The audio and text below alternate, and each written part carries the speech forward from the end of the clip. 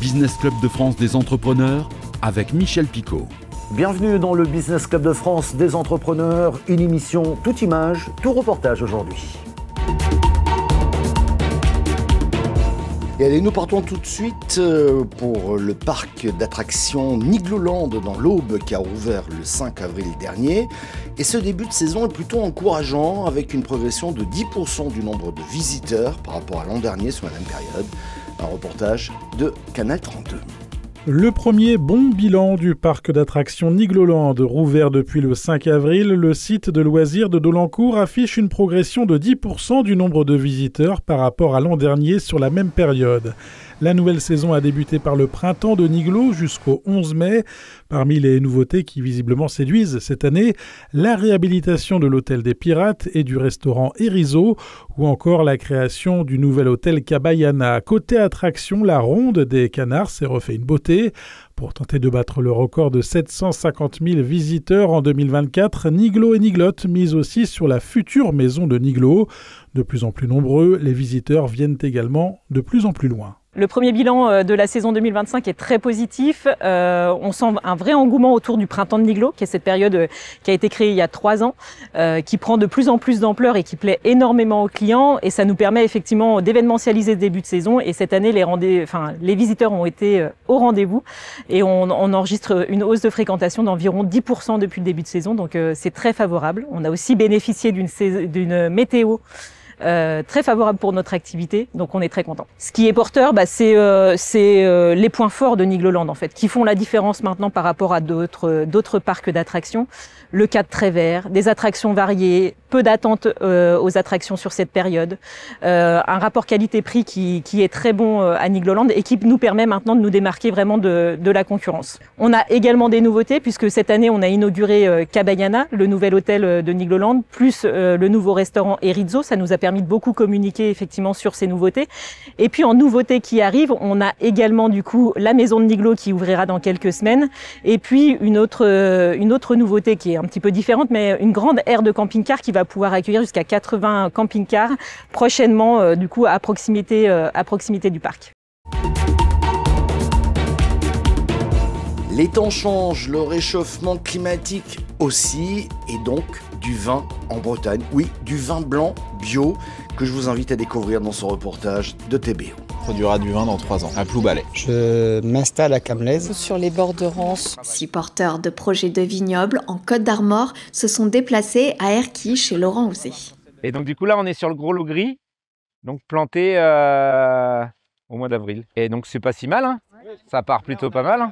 Au total, ce vigneron breton a planté 13 hectares depuis 2023 en bio, la moitié pour obtenir du vin blanc, l'autre pour obtenir du vin rouge. On est sur du pinot noir, Massal. Observation, modèle économique et projet de commercialisation, il a partagé un maximum d'informations avec ses porteurs de projets. Dans le cahier des charges du vin, il est interdit, strictement interdit, d'arroser la vigne. Notamment sur les techniques en agriculture biologique, chères à l'association des vignerons bretons, l'AVB.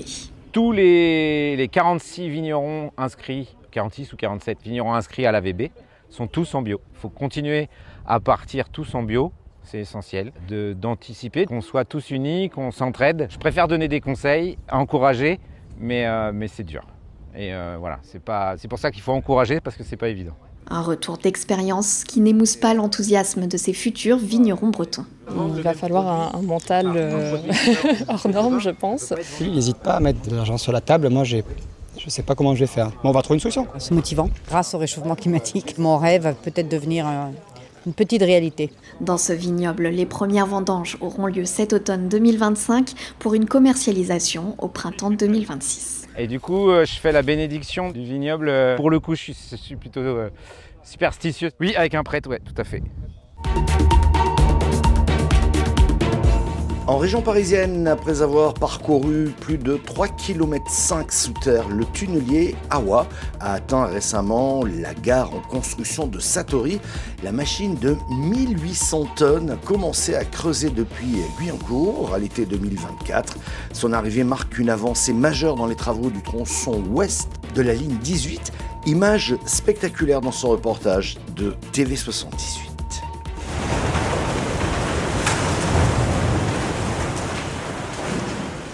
son arrivée est imminente.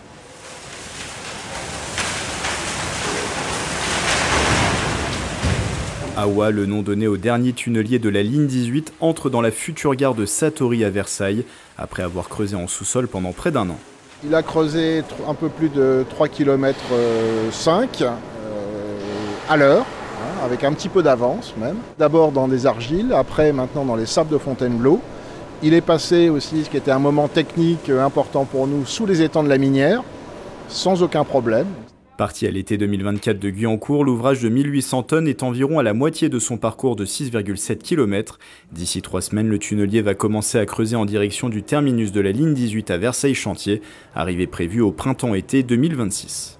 Pour l'instant, on a une vitesse qui est très bonne. La moyenne de ces dernières semaines, de ces derniers mois, c'est du 20 mètres par jour. Le terrain jusqu'à Versailles-Chantier est un peu de même nature que celui qu'on a rencontré jusqu'ici. Donc il n'y a pas de raison de se dire qu'il ira moins vite jusqu'à son terminus. Satori est l'une des 3 gares yvelinoises de la ligne 18 dans les Yvelines. Elle est située à 30 mètres de profondeur et abritera un escalier monumental à la Chambord. Habillé d'un jeu de couleurs imaginé par l'artiste Carole Benzaken, des ascenseurs permettront de rejoindre les quais. On a fait un choix d'avoir une gare tout ascenseur. Contrairement à ce qu'on voit en général dans les autres gares du Grand Paris Express, il n'y aura pas d'escalier mécanique. Il y aura 6 ascenseurs, en fait 3 de chaque côté. 2 sont suffisants pour les flux et un 3e c'est pour le cas des pannes, puisque évidemment s'il n'y a plus d'ascenseur, là ça va être un peu pénible pour les voyageurs de descendre 30 mètres d'escalier, surtout de monter.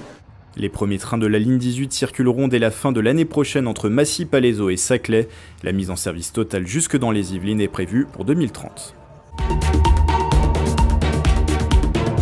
Le premier avion à hydrogène du monde, il a été inauguré à l'aérodrome du Mans. Il s'appelle le Dragonfly, dernière innovation du groupe Blue Spirit Aero qui a foulé le sol.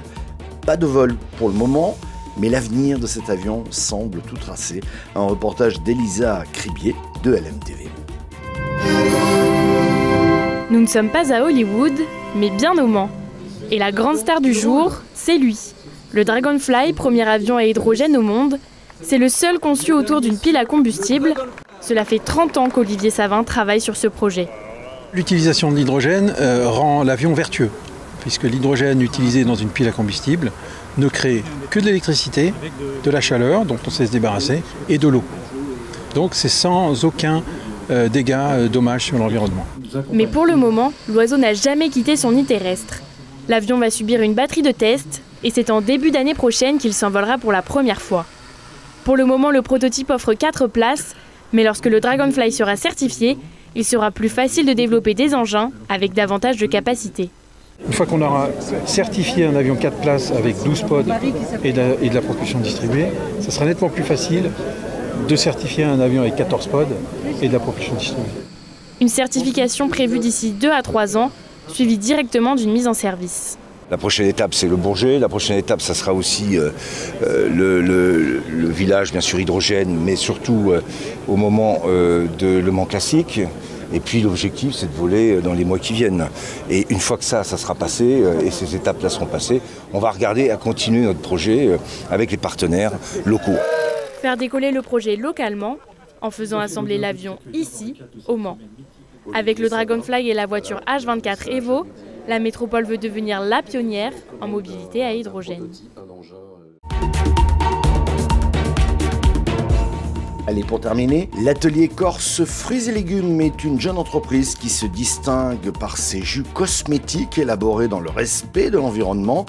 Pour ce faire, elle utilise des produits considérés comme inutilisables. Cette entreprise transforme donc ainsi des fruits et légumes qui n'auraient pas trouvé leur place dans leur magasin pour en faire des produits d'exception.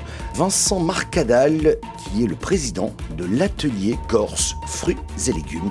Un reportage de Télépaïs. Donc ici, on se trouve dans les locaux de l'atelier Corse Fruits et Légumes. C'est une entreprise qui s'est créée en 2021. On est un collectif de producteurs associés avec une partie industrielle. Jean-Do Valentini que vous avez vu et que maintenant on connaît. On s'est implanté sur la commune de Linguitzet depuis maintenant 1 an et demi. Et le site sur lequel on est là tourne et nous permet en fait de valoriser nos productions de fruits et légumes, puisqu'on est à l'atelier Corse Fruits et Légumes. On valorise, l'objectif c'est de valoriser ce qu'on n'arrive pas à vendre en frais et de monter des filières pour pouvoir exprimer le meilleur de notre terroir, le terroir insulaire. Aujourd'hui on est plutôt orienté sur les agrumes parce que c'est la production qu'on maîtrise. On a travaillé cette année plus de 3000 tonnes de fruits. Et de là, on développe des produits qui sont soit du jus, du pur jus de clémentine à destination des industriels, des glaciers. On a des clients comme Danone, Andros ou des petits glaciers ou des boulangeries. Et on développe aussi la marque qu'on développe maintenant depuis 2-3 ans, qui est la Goursica, donc cette boisson pétillante à la clémentine et à l'extrait de Népi. Alors un bilan, on est une entreprise jeune, c'est compliqué de faire un bilan, on a encore beaucoup de challenges à relever, on a beaucoup de développement à mettre en place. On est très content parce que la première promesse, c'est d'essayer de valoriser ce qu'on n'arrivait pas à vendre en frais en tant que producteur, et aujourd'hui d'arriver à valoriser 3000 tonnes de fruits sur à peu près 120 producteurs qui sont partenaires de l'aventure. Pour nous, c'est c'est une vraie fierté parce qu'on a déjà réussi ça. Maintenant, il faut qu'on arrive à développer tout ce qu'on peut travailler autour de nos fruits et légumes. On développe de la gamme alimentaire, j'en ai parlé, et puis on fait maintenant de la cosmétique. Et on veut essayer de développer le marché pour pouvoir utiliser tout ce qu'on peut faire dans nos productions, pouvoir pérenniser et valoriser les productions agricoles et exprimer et ramener de la valeur sur notre territoire par le biais d'outils industriels comme on vient de le monter. 3 500 000 agrumes qui ont eu une seconde vie finalement, qui ont eu un recyclage par vos produits, une façon de faire. Vous avez été un petit peu les premiers à vous engager dans cet axe-là. Ça a été également reconnu par le ministre qui vous a salué lors de dernièrement. Tout à fait, on a eu la chance de recevoir le ministre de l'Industrie, je le remercie de sa visite encore une fois. C'est un coup de projecteur qui est quand même énorme pour une boîte aussi jeune que la nôtre, hein. Mais c'est aussi la preuve qu'on va dans le bon sens, qu'on travaille dans une orientation qui est légitime et cohérente. Que ce soit au niveau financier, puisque encore une fois on essaye de pérenniser des productions, mais aussi tout l'aspect écologique. Merci de votre fidélité au Business Club de France des entrepreneurs. Cette émission est disponible en replay vidéo sur le site internet de votre télévision locale. Nous sommes également diffusés en podcast audio sur toutes les bonnes plateformes. Merci également à une dizaine de radios qui diffusent cette émission chaque semaine. Merci de votre fidélité. À la semaine prochaine.